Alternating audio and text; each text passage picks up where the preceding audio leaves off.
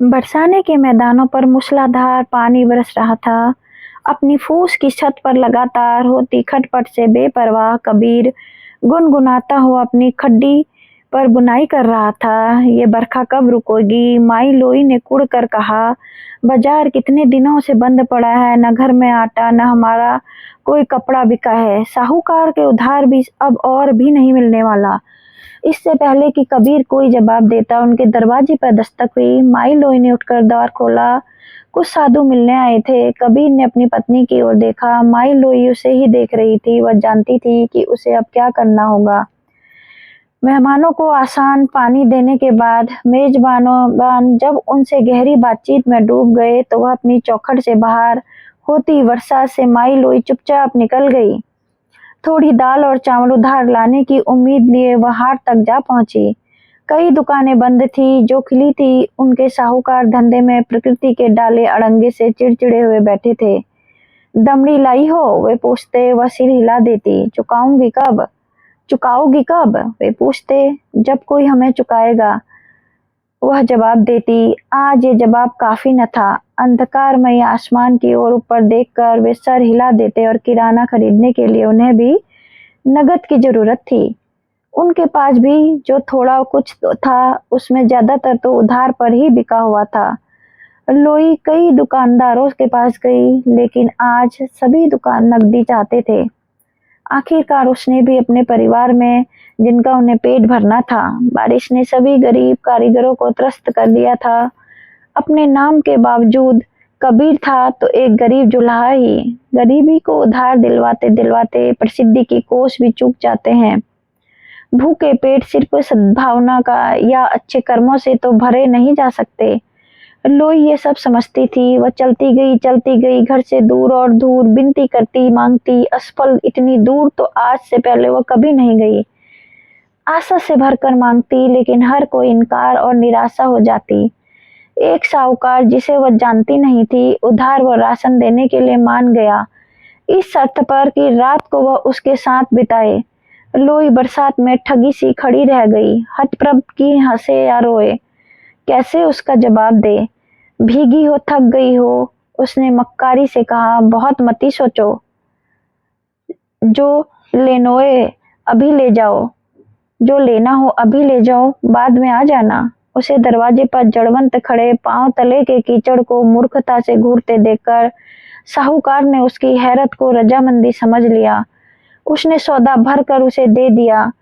पका कर परोस दो अब, उसने कहा। घर में सब भूखे होंगे, सांझ ढले लौट आना, मैं यहीं तुम्हारी बाट जोहूंगा। वह सदमे में थी, लेकिन विरोध करने की ताकत न थी उसमें। सौदा थामे वह चुपचाप मुड़ी और घर की ओर चल दी। आसमान में छाई बदली आकाश पर काली पोत रही थी। बारिश और हवा उसे कोड़े लगा रही थी, पर उसने उन्हें महसूस न किया। हाथों में उठाए सामान के भार से भी बेखबर वह चलती गई। उसने फर्ज के बारे में सोचा, न जिल्लत के बारे में। वह बंद दुकानों के पास से निकली, झोपड़ियों की टपकती खपरेलों के पास से गुजरी, कदम दर कदम जैसे कोई मशीन हो। घर कब पहुंच गई उसे खबर ना हुई। खाना कैसे पकाया उसने, कैसे परोस डाला उसे खबर ना हुई। पलक झपकते सब खत्म भी हो गया। मेहमान उठे चले गए, जो बचा उसने खा लिया। बर्तन धोए, झोपड़ी में घूमती रही, अपना काम निपटाती, निर्विचार, निर्मम, निर्जीव। कबीर ने कुछ बदलाव महसूस किया। सांझ की दिया बाती के बाद जब दोनों बिस्तर पर लेटे तो पूछा उसने। लोई की चुप्पी का बांध टूट गया। तो जाओ अब, सब कुछ सुनकर कबीर ने कहा। उधार चुकाने का वक्त आ गया था, पर भुगतान बहुत भारी पड़ रहा था। लोई ने आपत्ति की। दाम तो पता था तोए, कबीर ने समझाया। सौदा ले आई, चुकाने की बारी आई तो रो मती, जाके चुकाओ। लेकिन वह रो पड़ी। सब ठीक है गो, कबीर ने दिलासा दिया। जाओ। लोई के अंग कमजोर पड़ गए, देह भारी हो गई, लगभग पीड़ा से भरी। वह उठी और झोपड़ी की चौखट की ओर धीरे धीरे चल दी। फिर अचानक कपकपाई और लगभग ढह गई। रुको, कबीर ने पीछे से आवाज दी। अंधेरा है, रोए, बरस भी रही है, कीच बहुत होगा, हम ले चलेंगे वहां तोए। उसने उठकर लोई को एक कंबल में लपेटा और अपनी पीठ पर उठा लिया। फिर घर से निकलकर चुपचाप साहूकार की दुकान की ओर धीरे धीरे चल पड़ा। वहां पहुंच उसने उसे उतारा और दुकान के बाहर इंतजार करने लगा। माई लोई ने दुकान के मुहाने पर पड़ी चिक उठाई और अंदर छाए अंधियारे में चली गई। दुकानदार जाग रहा था। उम्मीद ने उसकी नींद चुरा ली थी। आ गई? आहट सुनकर उसने पूछा। हाँ, माई बोली। वह बिस्तर से तीर की तरह उठा और दिया जलाने के लिए अंधेरे में टटोलने लगा। सन्न गई होगी उसके दीपक जलाते हुए कहा, कोने में पांव धोके यहाँ खाट पर आ जा। पर लोई अपनी जगह जड़वंत खड़ी रही।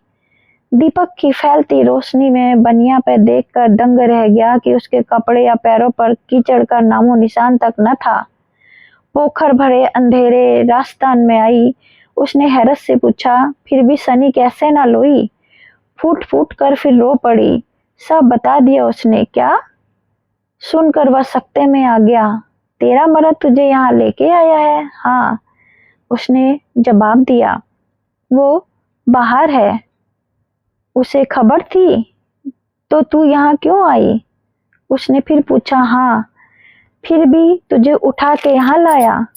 चकित बनिए ने पूछा। क्यों कर? कर्जा चुकाने। वह सिसक उठी और अचानक दर्द से अभिभूत हो गई। बात साहूकार को गहरी छू गई। दिया लिए वह लड़खड़ाता बाहर की अंधेरी गीली पगडंडी पर निकल आया। कबीर को देखते ही उस पर जैसे गाज सी गिर पड़ी। उसने उसे एकदम पहचान लिया। वह कबीर के कदमों में गिर गया, पर माफी मांगने के लिए मुंह से शब्द न निकले। गला सूख कर काटा हो गया था। कबीर समझ गया। उसके कंधे पर हल्के से हाथ रखकर बोले, कभी भटका ना हो, ऐसे तो कोई बिरला ही होगा। फिर चुपचाप अपनी पत्नी को लिए वापिस घर लौट गए। उनके लौट जाने के बहुत देर बाद तक भी साहूकार वहीं अंधेरे में बैठा भीगता रहा। रात लंबी थी, अकेली थी। देखने में वह खुद से और अपनी दुनिया से तृप्त लगता था, मगर ग्लानि उसके दिमाग के भंवर की तरह दौड़ रही थी। चक्कर चक्कर चक्कर अपने जीवन के बारे में सोचता रहा वह, और सोचता रहा उस बारे में जो हो गया था। रह रह कर उसके गालों पर गर्म आंसू ढुलक जाते। उसके अपराध भाव उसके नमक से भरे, उसकी जिल्लत के एहसास से तपे। भोर हुई वह खड़ा हुआ, कबीर के पास गया और उनका शिष्य बन गया। फिर जीवन भर उन्हीं को समर्पित रहा। जय श्री राधे कृष्णा।